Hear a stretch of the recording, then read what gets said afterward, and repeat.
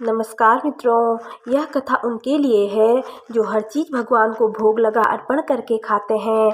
जब भगवान श्री कृष्ण ने सुदामा जी को तीनों लोकों का स्वामी बना दिया तो सुदामा जी की संपत्ति देकर यमराज से रहा न गया।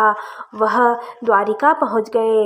भगवान से कहने लगे कि अपराध क्षमा करें भगवान, लेकिन सत्य तो यह है कि यमपुरी में शायद अब मेरी कोई आवश्यकता नहीं रह गई है।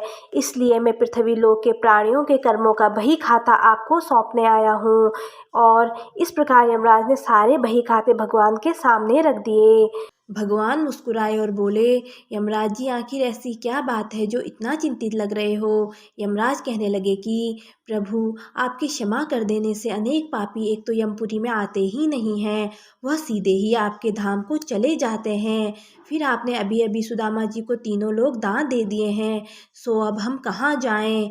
यमराज भगवान से कहने लगे कि प्रभु, सुदामा जी के प्रारब्ध में तो जीवन भर दरिद्रता ही लिखी हुई थी, लेकिन आपने उन्हें तीनों लोकों की संपत्ति देकर विधि के बनाए हुए विधान को ही बदल कर रख दिया है। अब कर्मों की प्रधानता तो लगभग समाप्त ही हो गई है।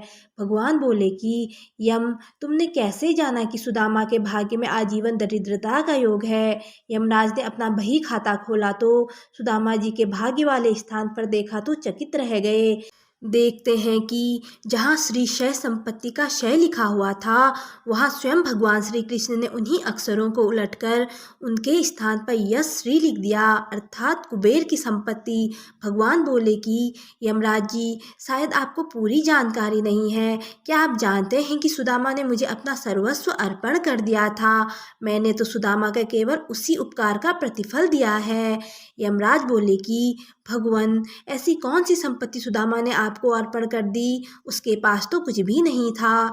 भगवान बोले कि सुदामा ने अपनी कुल पूंजी के रूप में बड़े ही प्रेम से मुझे चावल अर्पण किए थे, जो मैंने और देवी लक्ष्मी ने बड़े प्रेम से खाए थे। जो मुझे प्रेम से कुछ खिलाता है, उसे संपूर्ण विश्व को भोजन कराने जितना पुण्य प्राप्त होता है, बस उसी का प्रतिफल सुदामा को मैंने दिया है। ऐसे दयालु है हमारे प्रभु, जिन्होंने न केवल सुदामा जी पर कृपा की, बल्कि अपने कई भक्तों पर कृपा की है। जय श्री राधे।